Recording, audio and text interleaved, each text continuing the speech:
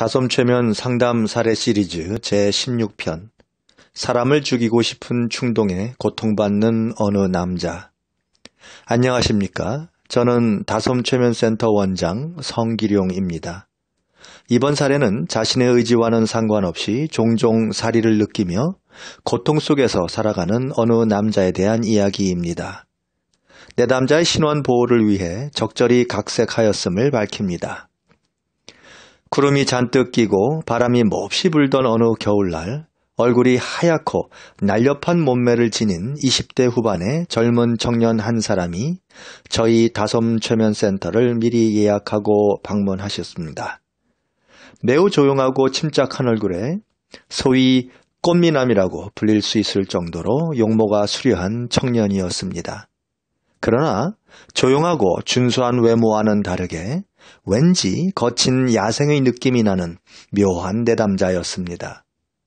이 내담자의 문제는 다음과 같습니다. 어려서부터 자신도 모르게 사리를 느낄 때가 많다고 했습니다.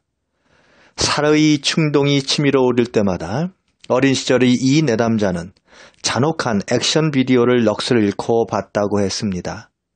이상한 것은 부모님들이 이런 내담자를 적극적으로 말리지 않았다고 했습니다. 그래서 그런지 잔인한 영화나 상상은 낯설지 않았고 다른 애들도 다 그런 사람을 죽이고 싶은 살의 충동을 느끼는 줄 알았다고 했습니다. 중학교에 들어가서는 본격적으로 일진 활동을 시작했습니다. 자기보다 덩치가 훨씬 큰 애들도 이 내담자 앞에선 꼼짝을 못했으며 다른 애들을 괴롭히는 자신이 멋져 보였습니다. 타인을 괴롭히고 폭력을 휘두르는 것이 마치 자기 옷처럼 자연스럽고 재미있었다고 했습니다. 공부가 뒷전이 된 것은 당연한 것이었고 피에 굶주린 짐승처럼 거칠고 독해져 가기만 했습니다. 그래도 다행인 것은 군대 다녀온 후 사회생활을 하게 되었을 무렵 자신의 심리 상태에 뭔가 이상이 있지 않을까 하는 막연한 불안감이 엄습하기 시작했다고 했습니다. 몇 년을 고민한 끝에 최면을 받아보기로 하고 저희 다솜 최면센터를 찾아온 것이었습니다. 이 내담자도 최면 감수성이 매우 높아서 우려했던 저는 안도의 한숨을 내쉴 정도로 이 내담자는 최면에 몰입이 잘 되었습니다. 다음은 내담자의 구술을 바탕으로 정리한 내용입니다. 깊은 이완이 첫 전생으로 순조롭게 이어졌습니다. 사람들이 몰려 있어요. 왜 그런진 모르겠습니다. 저는 그 사람들로부터 멀어져 가고 있어요. 지금이 무슨 상황인지는 모르겠네요. 이렇게 잠시 있더니 다음과 같은 놀라운 말을 했습니다. 알 것 같아요. 사람들이 몰려들어 보고 있는 것은 어느 남자의 시체입니다. 방금 죽은 것 같습니다. 엎어져 있는데 머리 옆부분에서 검붉은 피가 얼굴을 뒤덮고 바닥에도 흥건합니다. 한 40대 아니면 50대 정도로 보이는 남자입니다. 옷도 제대로 갖춰 입고 모자도 고급인 것으로 봐서 지위가 높은 사람 같기도 하고 돈이 많아 보이기도 합니다. 제가 놀란 것은 이 충격적인 장면을 아주 침착한 목소리로 천천히 이야기를 한다는 것이었습니다. 그래서 그 사람과 그 내담자와의 관계가 무엇이고 왜 그런 장면이 떠올랐는지를 알아봤습니다. 내담자는 계속 말을 이었습니다. 제가 죽였어요. 총으로. 관자놀이 부분을 쏴서 빵. 내가 개인적으로 아는 사람은 아니에요. 그저 부탁을 받았기 때문에 죽인 겁니다. 서양 같은데 어느 나라인지는 확실히 모르겠고요. 저는 청부살인업자예요. 내담자의 말이 너무 침착하고 당연한 듯이 말을 해서 저는 소름이 돋을 정도였습니다. 최면을 계속 진행했습니다. 장면이 바뀌었어요. 어두침침한 창고 같은 곳인데 굉장히 높고 넓어요. 잡동사니들이 여기저기 널려 있고 가운데 공터에 사람들이 의자에 앉거나 서서 담배도 피고 낄낄거리기도 하고 좀 흉악한 모습들이에요. 저는 아주 어려요. 시간이 뒤로 퇴행했음을 알 수 있었습니다. 거기서 자라요. 부모가 누군지는 모르겠고 그냥 거기 맡겨진 느낌? 고아 같아요. 아저씨들이 나를 대충대충 건드려 보기도 하고 묘한 웃음을 짓고 나를 내려다보기도 하고 암튼 무섭지만 그런대로 지낼만 해요.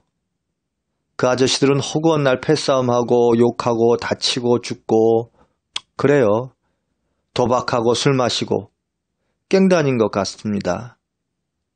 저는 그게 하나도 무섭지 않아요. 그냥 자연스럽게 받아들이는 것 같습니다. 아마도 고아로서 누군가가 전생의 이 어린 내담자를 폭력단에 데리고 온 것 같았습니다. 어려서부터 폭력이 자연스럽게 몸에 밴 것은 당연한 일이었습니다.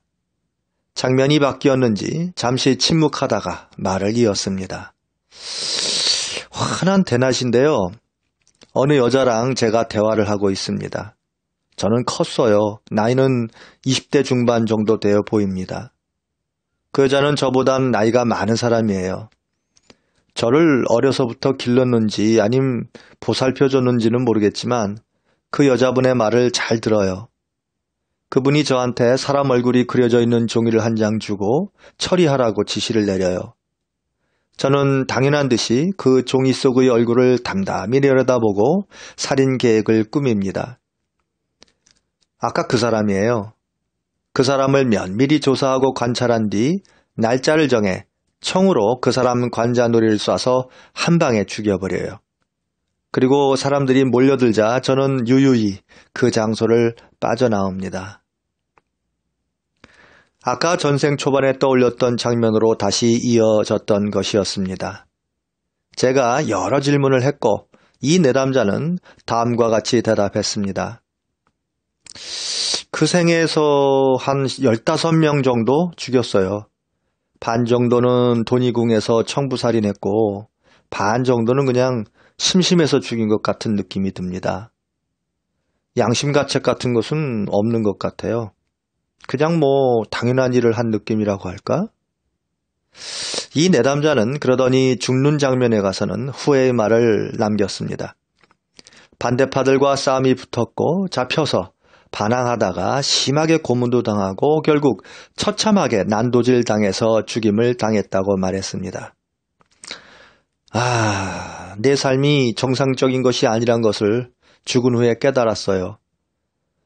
나한테도 양심이란 게 있긴 있었나 봐요. 다음 생에 태어나서는 절대로 남을 해치는 일이 없어야 한다고 다짐을 하고 있습니다. 괴로운 기억을 끄집어내서 그런지 머리가 아프고 속이 메스껍다고 해서 이렇게 한 번의 전생 최면을 끝마쳤습니다.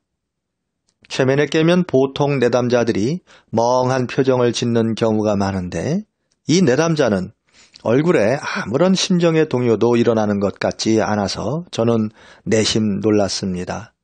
침착한 목소리로 말했습니다. 이제 좀 알 것 같습니다. 이 짧은 한마디를 마치고 그는 훌쩍 일어나 사무실을 떠났습니다. 제가 오히려 황당함을 느꼈습니다. 그 뒤로는 전혀 연락이 되지 않아서 어떤 변화가 있었는지는 알 수 없지만 이 내담자에겐 뜻있는 전생 체험이 되었을 것이라고 저는 믿습니다. 여러분, 전생은 과거로 아직 증명할 수 없습니다. 하지만 분명 내담자들이 상상으로 지어내는 이야기도 아닙니다. 물론 최면 중엔 자신의 의식이 살아있고 고도의 집중 상태이기 때문에 부지불식간에 자신의 상상력이 발휘되었을 수도 있지 않느냐고 항변하는 사람들도 있을 것입니다. 그러나 그 반대도 진실일 수 있습니다. 지금까지 긴 글 경청해 주셔서 감사합니다. 다솜체면센터 원장 성기룡이었습니다. 감사합니다.